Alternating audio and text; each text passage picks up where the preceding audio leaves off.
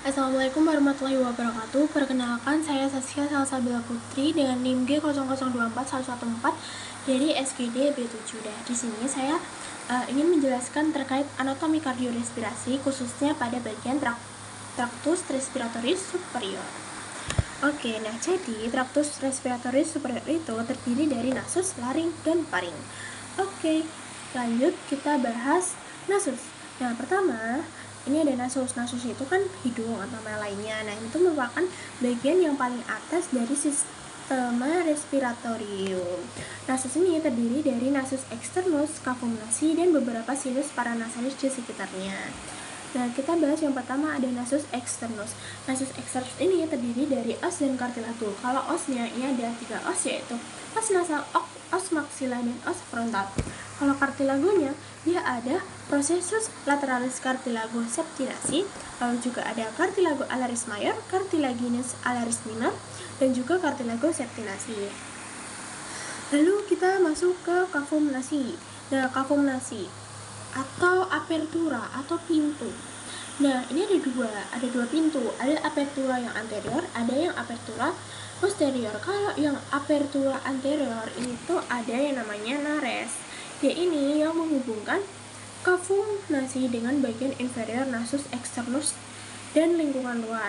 Terus ada apertura posterior. Ini itu adalah coana.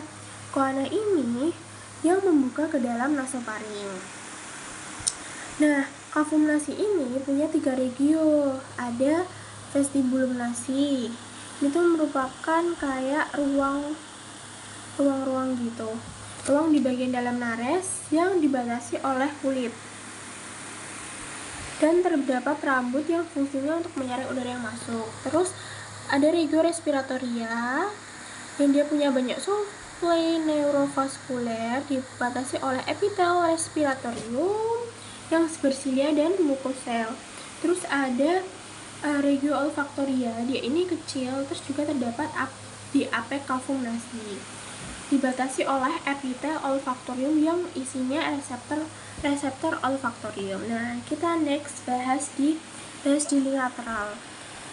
Nah, dinding lateral cavum nasi ini tuh dia punya 3 lengkungan yang bertingkat, namanya konka. Nah, ada konka nasalis superior, ada konka nasalis media, terus ada konka nasalis inferior. Nah, terus konka nasalis ini membagi cavum nasi menjadi 4 saluran udara. Ada apa aja? Ada recessus sphenoethmoidalis yang terdapat muara dari sinus sphenoidalis, terus juga ada meatus nasi superior yang ini itu dia terdapat muara dari selula ethmoidalis yang posterior, terus juga ada meatus nasi yang media, terus meatus nasi yang inferior yang terdapat muara dari ductus nasolacrimalis. Terus konka nasalis itu membagi cavum nasi. Udah. Oke, kita next ke sinus paranasal. Nah, sinus paranasal ini ada 4. Ada sinus maxillaris, ada frontalis, ada ethmoidalis, dan ada sphenoidalis.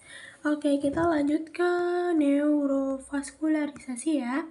Oke, vaskularisasi. Nah, jadi aliran darah itu dia asalnya dari karotis interna et externa, yaitu cabang arteri karotis eksterna dan juga cabang arteri karotis interna. Terus untuk inervasinya ini ada yang ada sensori penciuman. Ini itu dia nervus olfactorius. Terus kalau yang sensorik umum, dia ini ada cabang-cabang dari nervus ophthalmicus yang isinya ada nervus ethmoidalis anterior, nervus ethmoidalis posterior, dan juga nervus nasopalatinus cabang dari nervus maxillaris. Terus kalau yang otonomnya ini ada nervus facialis dan nervus maxillaris. Terus kita next bahas faring. Oke, faring itu kan dibagi jadi 3. Ada yang nasofaring, terus juga ada orofaring dan laryngofaring. Kalau yang nasofaring, dia ini skeletopisnya ada di VC1 sampai VC2. Fungsinya untuk apa? Fungsinya untuk respirasi. Terus dia di nasofaring ini ada apa aja? Ada coana, ada opte, ada tonsilla pharyngea, ada torus tubarius, torus levatorius, dan juga recessus pharyngeus. Oke, sekarang kita next bahas Kita next bahas ke yang orofaring. Oke. Orofaring itu dia skeletopisnya ada di VC2 dan VC3. Fungsinya untuk proses pencernaan. Terus ini ada apa aja? Ada isthmus faucium, ada arcus palatoglossus, ada arcus palatopharyngeus, ada fossa tonsillaris, tonsilla palatina. Dah, gitu. Terus kita lanjut ke laryngofaring. Laryngofaring ini dia untuk skeletopisnya ada di VC3 sampai VC5. Terus juga ada namanya fossa piriformis. Dia ini letaknya di kanan dan kiri dari laryngofaring. Fungsinya untuk apa? Untuk jika ada benda tajam yang tertelan, itu nanti dia menampung benda itu di situ. Terus kalau aditus laringis, dia ini merupakan pintu masuk menuju laring. Letaknya ada di dinding anterior dan dinding anterior laryngofaring. Oke. Terus kita Oke, kita lanjut ke vaskularisasinya ya. Untuk vaskularisasinya, nih untuk arterinya, untuk bagian atas ini dia asalnya dari arteri karotis eksterna. Nah, kalau untuk yang bagian bawah, dia ini berasal dari truncus thyrocervicalis arteri subclavian. Terus tonsilla palatinya ini dia juga dapat suplai darah utama dari ramus tonsillaris arteri facialis. Terus kalau venanya, nah flexus vena pharyngealis ini itu mengalir ke flexus pterygoideus di superior dan ke vena facialis serta vena jugularis interna di inferior. Terus inervasinya sensorik itu dia ada flexus pharyngeus dari nervus glossopharyngeus, dan juga untuk motoriknya dia di flexus pharyngeus dari nervus vagus. Terus kita next bahas laring. Oke, jadi laring ini apa? Laring ini itu saluran pernafasan, sphincter, dan organ fonasi yang dia ini membentang dari lingua sampai ke trakea. Terus laring ini ada di VC3 sampai VC6. Nah, selanjutnya kita bahas skeleton laringis. Ini tuh ada banyak kartilago di sini. Ada apa aja?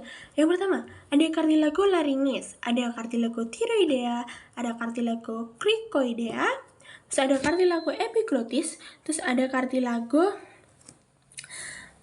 arytenoidea, terus ada kartilago corniculata, kartilago cuneiforme, dan kartilago triticea. Nah, selain kartilago juga ada namanya di bagian kavitas laringis. Nah, ini ada apa aja? Di sini tuh ada plica vestibularis atau namanya pita suara palsu. Nah, dia ini merupakan lipatan membran mukosa yang meliputi ligamentum vestibularis yang membentang antara kartilago thyroidea dan kartilago arytenoidea. Terus juga ada rima vestibuli. Dia ini celah yang letaknya di antara kedua plica vestibularis dexter dan sinister. Terus ada plica vocalis atau pita suara asli, terus juga ada rima glutis, terus juga ada ventriculus laringis. Nah,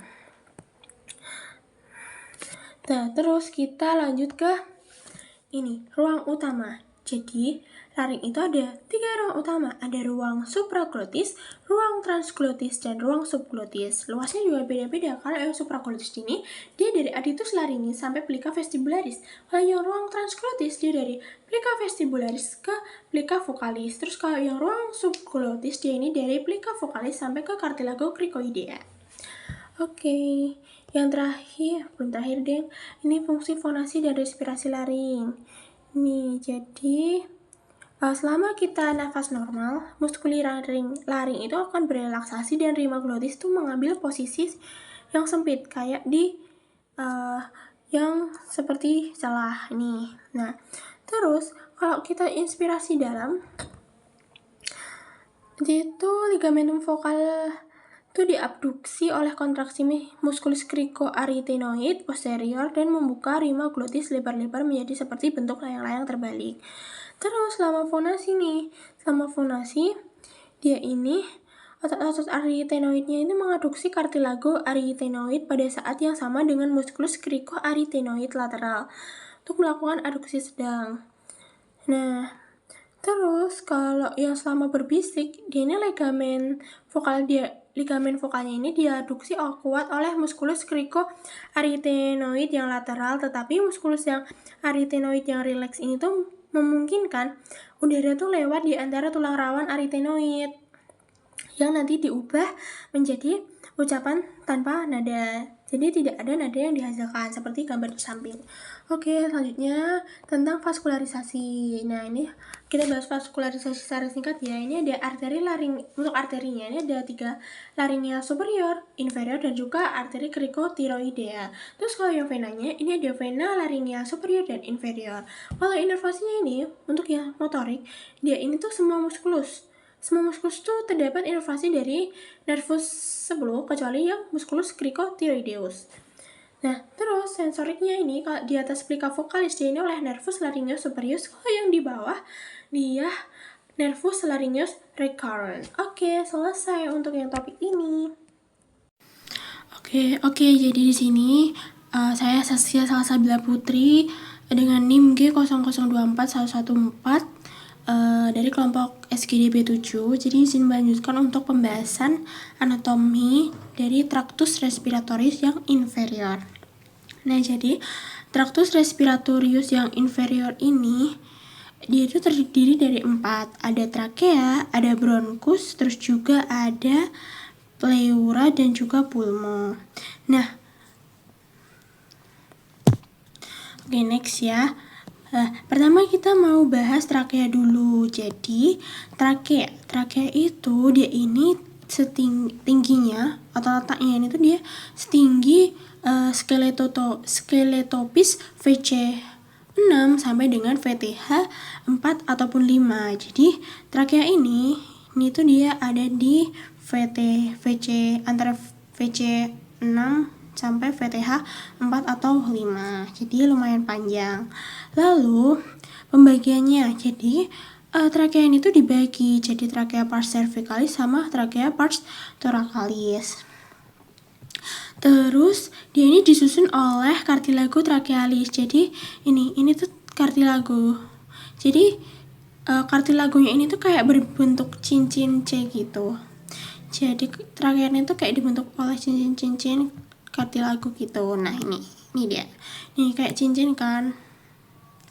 Terus juga dia disusun oleh yang namanya ligamentum annular trachealis.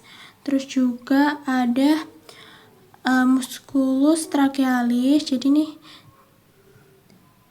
ini tadi annular. Terus musculus trachealis, terus juga jaringan pengikat elastis karena trakea ini sifatnya elastis. Terus juga di trakea ini ada bangunan-bangunan. Yang pertama ada 2 bangunan di trakea itu, ada bifocardiotrachea sama carina. Bedanya apa? Kalau bifocardiotrachea itu dia ini tuh percabangan trakea, jadi bronchus primarius dexa dan sinistra setinggi VTH 4 atau 5. Nah, kalau carina ini dia penonjolan pada bifurcatiotrachea yang fungsinya sebagai reseptor batu dan reseptor iritan. Jadi kalau yang bifurcatiotrachea itu tuh dia ini yang cabang ini.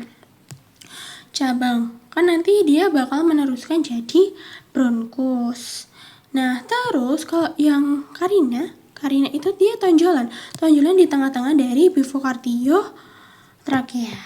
Oke, lanjut ke neurovaskularisasi. Jadi, ini tuh dia divaskularisasi oleh arteri tiroidea yang inferior. Terus juga kalau untuk drainase venanya ini dia ini dari vena laryngeal inferior, terus ke plexus thyroideus, terus ke vena laryngeal inferior lagi. Terus kalau inervasinya dia ini simpatisnya ini tuh oleh truncus sympathicus. Kalau parasimpatisnya ini oleh nervus vagus dan nervus laryngeus recurrent. Terus kita next bahas tentang bronkus. Oke, bronkus ini dibagi jadi 2 zona. Zona apa aja? Yang pertama adalah zona konduksi. Zona konduksi ini dia ini untuk menyaring, menghangatkan, melembabkan dan menghantarkan udara ke pulmo yang meliputi hidung, faring, laring, trakea, bronkus, bronkiolus, dan juga bronkiolus terminalis. Terus kalau zona respiratoriusnya, dia ini untuk pertukaran gas antara udara dan darah yang meliputi bronchiolus respiratorius, ductus alveolaris, saccus alveolus, dan juga alveoli. Nah ini bronchus primarius. Jadi bedanya yang kanan dan kiri itu kalau menurut dari panjangnya, kalau yang dexter ini tuh dia lebih pendek, kalau yang sinister dia lebih panjang sekitar 5-7 cm.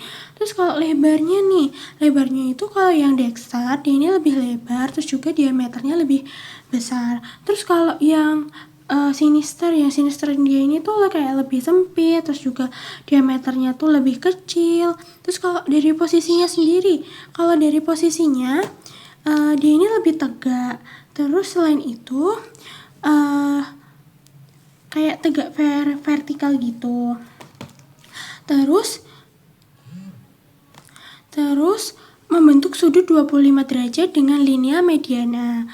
Nah, kalau yang sinister dia ini cenderung lebih datar atau horizontal, terus juga dia membentuk sudut 45 derajat dengan linea mediana. Terus kalau yang sekundus ini antara dexter dan sinister itu tuh juga ada bedanya. Kalau yang ini tuh dia dibedain berdasarkan jumlah, letaknya, sama penamaannya. Kalau yang dexter itu kalau menurut jumlahnya, dia ini jumlahnya 3, yaitu karena sesuai jumlah lobus di pulmodexter. Kalau yang sinister dia ini 2 karena juga menyesuaikan jumlah lobus pulmo di sinister. Kalau letaknya ini, kalau dexter dia ini masuk hilum pulmonis yang setinggi VT5. Kalau yang di sinister dia ini setinggi VT6. Jadi beda ya. Terus untuk penamaannya, kalau yang dexter ini tuh namanya bronchus secundus eparterialis sama bronchus secundus hiparterialis. Kalau yang sinister ini keduanya dia ini merupakan bronchus secundus hiparterialis. Terus bronchus tertius. Tadi kan udah primarius, secundus, sekarang tertius. Nah, jumlahnya ini tuh bergantung pada jumlah segmen di paru. Kalau dexter dia ini 10 bronchi, kalau yang sinister dia 8 atau 9 bronchi. Nah, ini dia ada gambarnya nih. Jadi tadi kan dari laring ini kan yang superior kan masuknya. Terus kan kalau yang inferior ini dia dari trakea, dia bercabang kan, ada pivocardio trachealis tadi, terus di sini ada karinanya. Nah, jadi bronchus primarius. Terus dari bronchus primarius jadi bronchus yang sekundus. Dari yang sekundus jadi bronchus yang tertius. Urutannya kayak gitu. Terus dari bronchus yang tertius nanti jadi bronchiolus. Oke, kita masuk ke pulmo. Jadi pulmo itu tuh ada basis sama apex. Kalau basisnya itu berada di atas diafragma di sini nih. Ini namanya basis. Kalau apex ini terletak di atas costa 1 dan masuk ke dasar leher. Nih apexnya di sini. Terus ada fasisnya ada 2. Ada facies costalis sama facies mediastinalis. Terus kalau margonya sebenarnya ada 3, yaitu margo inferior dan margo anterior dan margo posterior. Terus kita pulmodexter. Nah, ini ada gambar dari pulmodexter. Terus pulmodexter itu kan dia ada 3 lobus kan, yaitu lobus superius di SIC2, terus juga ada lobus medius di SIC4, terus juga ada lobus inferius di SIC6. Nah, terus di pulmodexter ini tuh ada 10 segmen tertius bronchus. Nah, terus juga ada viscera obliqua pulmonis dextra dan juga viscera horizontalis pulmodextra. Terus kalau yang pulmo sinister ini tuh dia ada 2 lobus kan, di SIC2 sama di SIC6. Terus juga ada 8-9 segmen of tertius bronchi. Terus juga ada viscera obliqua pulmonis sinistra dan juga lingula pulmonis. Terus kalau vaskularisasinya, ada dibagi dua, fungsional sama nutritif. Kalau yang fungsional nih, dia ini oleh arteri vena pulmonalis. Kalau yang nutritif dia arteri vena bronchialis. Kalau drainase venanya dia ini menuju nodus limfa tracheobronchialis. Kalau inervasinya dia plexus pulmonalis. Next kita bahasan terakhir yaitu pleura. Pleura ini kan terdiri dari ada lapisannya juga nih. Ada pleura parietalis, visceralis sama cavum pleura. Jadi ini kan pleuranya apa? Ini kan paru-paru. Terus ini ada cavum pleura, terus ini ada pleura visceralis dan vena parietalis. Terus kita bahas satu-satu nih. Kalau pleura parietalis ini dibagi lagi, jadi ada yang pars costalis, pars mediastinalis, pars diaphragmatica dan juga cervicalis. Terus kalau vaskularisasinya, kalau pleura parietalis itu kalau yang pars mediastinalis ini oleh arteri perikardioprenica. Kalau yang diaphragmatica ini oleh arteri prenica superior dan arteri muscula prenica. Kalau yang costalis ini arteri intercostalis. Dan terus untuk yang visceralis, dia ini oleh arteri bronchialis cabang aorta descendens pars thoracius. Terus kalau inervasinya, pleura parietalis ini oleh GSA. Itu dia ini timbul nyeri, sedangkan kalau yang pars costalis ini oleh nervus intercostalis. Kalau yang pars diaphragmatica dan mediastinalis nervus phrenicus. Terus kalau yang pleura visceralis ini tuh GVA, tidak menimbulkan nyeri. Oke, selesai untuk yang topik ini. Oke, jadi di sini saya Saskia Salsabila Putri dengan NIM G0024114 dari SGDP 7. Jadi di sini saya akan melanjutkan pembahasan mengenai anatomi, yaitu anatomi core atau jantung. Oke, pembahasan yang pertama kita bahas dulu perikardium. Nah, sebenarnya apa sih perikardium itu? Jadi perikardium itu tuh dia kantong fibroserosa yang membungkus jantung dan pangkal pembuluh-pembuluh besar layaknya pleura pada pulmo. Nah, dia ini terdiri dari perikardium fibrosum sama perikardium serosum. Nah, ini nih gambarnya. Ini ada perikardium yang fibrosum, ini ada yang serosum. Mana ya serosum? Oh ya, ini yang serosum, tapi ini untuk yang parietal, kalau yang visceral. Oke. Nah, kita bahas yang perikardium fibrosum tadi. Nah, dia ini kayak eksternal gitu. Dia ini lapisan yang eksternal, terus dia ini tersusun dari jaringan fibrosa. Terus dia ini punya fungsinya tuh dia untuk melindungi core, membatasi gerak core, terus juga menjaga core agar tetap pada tempatnya. Terus kita next bahas yang serosum. Nah, tadi serosum tadi aku ada bilang dia ada dua kan, yang ini sama yang ini. Nah, ini dia terdiri dua lapisan serosa, yaitu lamina parietalis perikardii dan juga lamina visceralis perikardii. Bedanya apa? Kalau yang parietalis ini tuh dia melapisi fasies interna perikardium fibrosum. Terus kalau yang visceralis tuh dia ini melapisi core langsung sebagai epikardium. Nah, di antara dua lapis perikardium serosum ini terdapat cavum perikardii atau kavitas perikardiaka yang berisi cairan serosa, yaitu liquor perikardii. Terus ini sama. Nah, oke, kita lanjut untuk vaskularisasi dan inervasi. Jadi ini tuh dia di vaskularisasi oleh arteri perikardioprenica. Terus kalau venanya ini juga vena perikardioprenica. Terus ke vena brachiocephalica dan sistema azygos. Nah, kalau inervasinya dia ini oleh nervus phrenicus dan juga truncus sympathicus dan nervus vagus. Terus kita lanjut ke ini. Kita mulai masuk ke pembahasan jantungnya atau core. Nah, jadi ini letak anatomisnya. Jadi tuh dia ini ada di cavitas thoracis di mediastinum yang medius. Terus dia ini dieratkan pada cavitas thoracis, yaitu dengan corpus sterni oleh ligamentum sternopericardiaca. Terus dengan proses sipoideus oleh ligamentum sipoperikardiaka yang ini, terus dengan diafragma oleh ligamentum perikardioprenica, terus juga dengan vertebra oleh ligamentum vertebroperikardiaka yang ini. Oke. Nah, terus kita bahas batas jantung. Jadi jantung itu kalau batas atasnya ini yaitu SIC2 di linea parasternalis yang dekstra. Terus kalau yang kiri atas ya ini oleh SIC2 di linea parasternalis yang sinistra.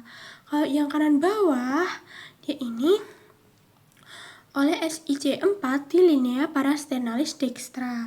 Kalau yang kiri bawah dia oleh SIC5 di linea midclavicularis sinistra. Terus kita lanjut bahas tentang yang struktur eksternal dari core, yaitu skeleton cordis. Nah, skeleton cordis ini fungsinya ini tuh tempat melekatnya miokardium sebagai kerangka core, terus juga tempat perlekatan katup jantung dan juga isolator impuls antara atrium dan ventricle. Dia ini terdiri oleh annulus fibrosus, trigonum fibrosum dan juga pars membranas ya. Oke. Jadi untuk yang ini ya, di sini ini itu ada namanya annulus fibrosus valva trunci pulmonalis. Kalau yang bawahnya ini di sini, dia ini annulus fibrosus yang valva aorta. Terus kalau yang ini itu dia annulus atrioventricularis dextra.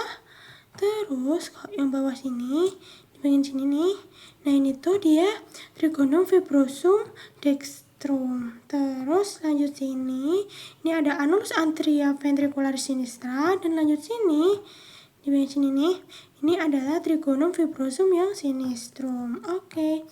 Lanjut ke struktur internya core. Jadi core itu kalau struktur internya ini ada atrium dexter, ventricle dexter, terus juga ada atrium sinister dan juga ventriculus yang sinister. Nah, ini pertama kita bahas yang atrium dexter dulu. Nah, di atrium dexter ini ada namanya bagian halus. Bagian halusnya ini tuh yaitu sinus venarum cavarum. Terus kalau bagian kasarnya dia ini musculus peptinati nih. Musculus peptinati, kasar-kasar. Terus bagian halus dan kasar ini dipisahkan oleh crista terminalis. Mana crista terminalis ini? Ini ada crista terminalis. Terus dan sulcus terminalis. Oke. Terus ada fossa ovalis dan limbus fossa ovalis. Terus ada ostium arterii vena dextra dan juga ada ostium sinus coronaris dan ostium vena cava inferior. Kita lanjut ke ventriculus yang dexter ya. Nah, ventriculus yang dexter ini dia ini terdiri atas satu ruangan kasar yang tersusun dari trabecula carneae.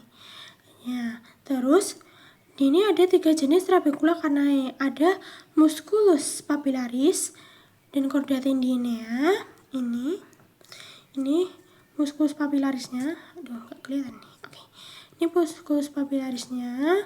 Terus yang ini mana yang chorda tendinea? Yang ini chorda tendineanya. Nih, chorda tendinea. Nih, terus yang musculus nih. Terus juga ada rigi. Terus ada trabecula septomarginalis juga.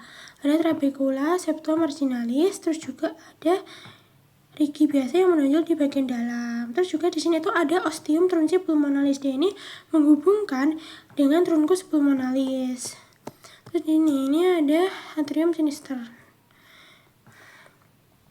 Atrium sinister dia ini terdiri atas sinus venarum, ada sinus venarum cavarum, terus sama auricula sinistra.